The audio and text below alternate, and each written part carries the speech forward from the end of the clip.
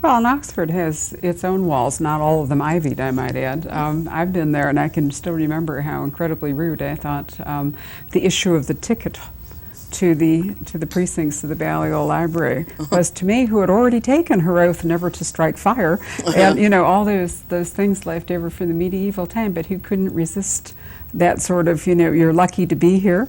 Whereas my attitude, of course, is they're lucky I came. Yes, and quite right too, Barbara. We were all lucky you came. Well, thank you very much.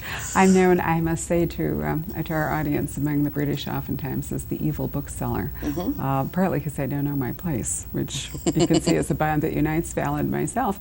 But also, I have been to St. Hilda's, with you several times, and I hold you very clearly in considerable affection and admiration at the college, because we've been to 2 or 3 crime writers gatherings there. And obviously, a good quality is that forthrightness, individualism, and so forth does also seem in its own way to make inroads, to be accepted and in fact admired. I didn't really have any problems in Oxford once I'd tempered my accent. Because where I come from, in Fife, they speak very fast and they speak up and down all the time, and if you didn't come from Fife, you have an awful job understanding it. Ken what I mean? No. Right. So I turned up at Oxford speaking like that, and I went along to my first tutorial and started reading my essay, and a few minutes into this, my tutor said, I'm frightfully sorry to interrupt, Miss McDermid, but actually I haven't understood a word you've said. So you could possibly return to the beginning and perhaps speak a little more slowly. Yeah, terribly genteel. Yes, yes, incredibly genteel. I was completely, what do you mean you couldn't understand me? But they were very accepting of me. I didn't really have any problems on that score, and I had a lot of fun there. And I was JCR president, which is president of the student body. And I think one thing about Oxford colleges is they always are very good at keeping in touch with their alumni, not least because they need our money. Well, that's a feature of colleges probably everywhere today. Yeah. Nonetheless, it did give you, as you pointed out, wonderful basis to pursue a literary career. But you started, in fact, if I remember a discussion we've had, dying to write the great British novel. But in actuality, were you not also a budding journalist? Yeah, I realized fairly early on that being a writer, which was what I'd wanted to be ever since I realised that there was somebody who wrote the Shatley School books, that everyone kept telling me, you can't make a living being a writer, you have to go and do something else first, the sort of 1970s equivalent of get a life. I looked around at the careers that were available and the options that were open to me, and I thought, well, I'll never make it in the Foreign Office. I just haven't got what it takes for the diplomatic service. And it seemed to me that the only thing that I could possibly consider was journalism, because I couldn't ever imagine myself working 9 to 5 in an office. I couldn't ever imagine doing the kind of job where essentially you did the same thing every day. And I had this mistaken notion that journalism was something to do with writing. I was fairly swiftly disabused of that. I think once I'd actually gone out there in the pouring rain to windswept moors in Devon and Cornwall, reporting on the parish councils and the local Methodist funerals. But I did in fact get a job as a trainee journalist down in the West Country, and I spent first 2 years there, and then I went on into national newspapers in Scotland and in the north of England. And I learned a lot. I learned things I probably couldn't repeat in front of your audience, or indeed many other audiences. But I learned some very important lessons, not least of which is that I can always write 1,500 words a day. When you're in journalism, you can't say to the news desk, hey, I'm sorry, I've got PMT and the cat died. I can't possibly report on this air crash today, I'll do it tomorrow. News happens when it happens, and you have to write the story when it happens. And so I learned that no matter what was going on in your life, you could still sit down and write 1,500 words. It wasn't always going to be 1,500 wonderful words, but once you had 1,500 words down on paper, somebody could go and make them better even if you couldn't. And so I think that's probably the most valuable thing I learned from all my time in journalism.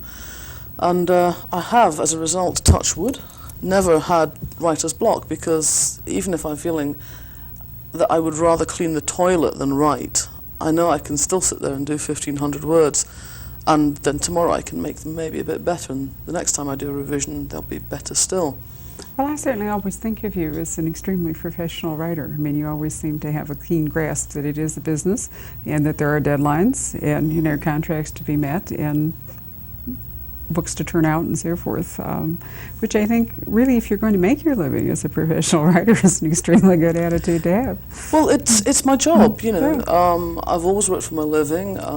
Everything I have, I've worked for. So I mean, why should I not treat it like a job?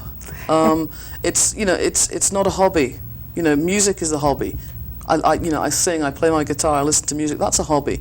But this is what keeps the roof over the head and puts the dinner on the table. Still, only last night at the Writers' Workshop that you taught for some of the customers of the Poison Pen, there was a moving and positively Dickensian tale of you sitting, you know, in layers of sweaters with little mittened fingers and so forth, typing away on the great British novel while you were freezing to death in Cornwall and Devon. So that's kind of a nice picture to juxtapose against Val, the professional reporter, you know, flipping on her reporter's hat and trudging off to the fire. We were phenomenally badly paid as trainee journalists, you know. I mean, you know, I literally couldn't afford to put money in the gas meter to have the fire on in the winter in this flat, which was the coldest flat in the Western Hemisphere.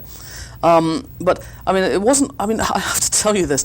I had a news editor who was so tight with the company's money, you would have thought it was coming out of his own pocket. And he used to make us go to fires on the day before press day. He used to make us go to fires on the bus. I'm not making this up, you know. And the best part of all was he wouldn't reimburse your bus fare on your expenses unless you still had the ticket. So you used to see trainee reporters grovelling around on the floor of buses, seeing if they could find some spent bus tickets that they could usefully use to fiddle their expenses. You know, some weeks you'd go to the coffee jar to sort of like make a cup of coffee and there'd be nothing in the coffee jar but IOUs.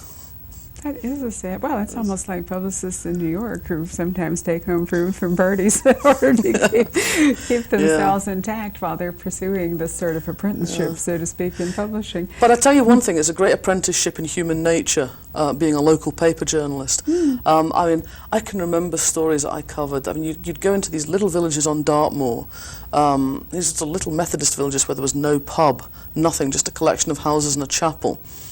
And you'd find all human life there. I mean, you could actually start to get an idea of where the village mystery came from, because these people would sit and argue so vehemently. You could see murder being done. You could imagine. I remember one meeting where they argued, raged, hammer and tongs for nearly 2 hours about what they were going to do with the inside of the bus shelter. I'm not making this up. What were they going to do? Were they going to put that sort of pebble dash on it? Or were they going to put that sort of plaster that sticks out on it? What colour were they going to paint it? Because you can't put that stuff on that's got little snaggles on it, because the sheep come in and they rub themselves against the walls. You know, and then there was an argument about, should we put a gate on the bus shelter? And people were at each other's throats, shouting at each other across the room about this issue of what are we going to do with the inside of the bus shelter? It certainly sounds as though your apprenticeship was indeed both deep and valuable. And did you not use it then to write your first crime series about Lindsay Gordon, Girl Reporter? In some ways, yeah. When I came to write the detective novel, I think as many writers do, I felt lacking in confidence about whether I could actually do this. And so I chose to make my central character a journalist, because I thought, well, I know what journalists do, I understand that. That leaves me sort of few more brain cells loose to do something interesting with the rest of the story. So, yeah, I made Lindsay a journalist, and in the books I've used quite a few aspects of that world and drawn quite heavily in one or two of the Lindsay Gordon books on the newspaper background. And you wrote Report for Murder and Common Murder, and then you said, as I remember from a talk we've had before, that the third one, you intended it really to be 3 books, and then you got rid of her by sending her to America. I did, yeah. And it was an interesting story, because you had envisioned a place for her to be in America, and then lo, you were driving up the Pacific Coast Highway towards San Francisco, and at Half Moon Bay, you found it. The house was there.